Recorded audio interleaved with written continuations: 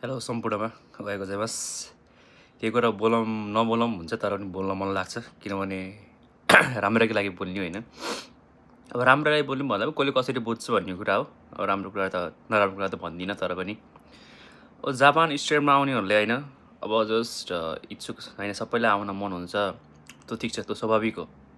तर आउनलाई के कति खर्च लाग्छ त्यो खर्च गरेको ठिक हो कि नै भनेर एकचोटि एउटा त्यो विस्तृत जानकारी लिएर गरेको राम्रो हुन्छ जस्तो लाग्यो मलाई चाहिँ। किनभने अहिले जापान आउनलाई समथिङ पुरै सुरुदेखि लास्टसम्मको यहाँ फ्लाइटसम्मको टोटल खर्च कसरी चार्ज त्यसमा सबै डकुमेन्टेसन चार्जहरू सबै इन्क्लुड गर्दाखेरि इक्जाम त इन्क्लुड गर्दाखेरि कम्ती पनि 20 लाख ओभरको एबभ 20 लाख एबभ यस मलाई पनि म पनि युट्युबर भएको भन्नाले चाहिँ मलाई चाहिँ त्यो सेयर गरिरहेको छ नि त भाइ बहिनीहरूले होइन। अनि 20-22 लाख 20 लाख एबभ खर्च गर्नु भनेको मै आउँदाखेरि मेरो 13 लाख एबभ भेट्थ्यो। मेरो समथिङ 14 लाख भेटेको थियो मेरो चाहिँ स्टेटमा आउँदाखेरि।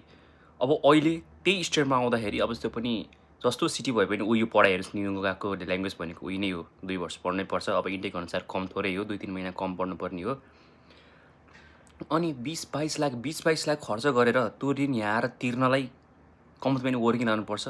अब उस्तै ब्याचलर गऱ्यो भने चाहिँ 4-2-6 वर्ष ब्याचलर गऱ्यो भने 6 वर्ष गयो 6 वर्षमा ऋण तिरेर भ्याउने त्यस्तै हो। अनि यता डिप्लोमा जस्तो 2 वर्ष ल्याङ्ग्वेज 2 वर्ष सेमन अर्थात् डिप्लोमा कलेज पढेर 4 वर्षसम्म भनेको ब्याचलरमा 6 वर्ष तिर्न सकिँदैन त्यो ऋण 20 लाख भनेको थोरै होइन। अनि त्यसपछि भनेको यता डिप्लोमा भनेको 4 वर्ष भनेको 4 वर्षमा त्यो 20 लाख तिर्न सकिँदैन। लेखेर दिन्छु सकिँदैन क्या जति नै काम 2 चावडै गर्नु सकिँदैन मान्छेले सक्दैन कि किनभने म आफैले गरेर त्यो सेयर गरेको मैले होइन। त्यत्रो लगानी गरेर आउनुभन्दा त बरु तँ बरु खाडी गयो बरु जित्ते जस्तो लाग्यो मलाई चाहिँ होइन। बरु खाडी गएर बिस्तारै केही महिना मिहिनेत गरेर अर्को ठाउँ जान मिल्छ त्योभन्दा राम्रो स्यालेरी हुन्छ। खाडीमै महिनाको 1-2 लाख खाने मान्छे छन् यहाँ पनि आएर त्यही खाने नै हो त्यही हो। यहाँ पछि राम्रो हुन्छ भन्छ नि त पछि कहिले आउने कोही अहिलेसम्म यति मिहिनेत गरिरहेछ पैसा तिरेको तिरै छ कमाउने त्यस्तै हो। मैले मात्र होइन सबैले यस्तै भन्छ सुझाव दिनुहुन्छ सुझाव सल्लाह दिनुहुन्छ होला लिनुहुन्छ होला हेर्नुहुन्छ होला होइन।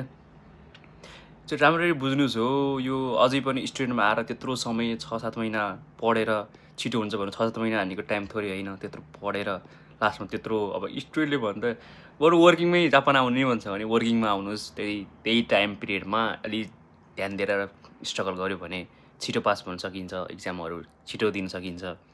स्टुडेन्टमा नि त्यही हो तर बरु वर्किङमा खर्च कम हुन्छ।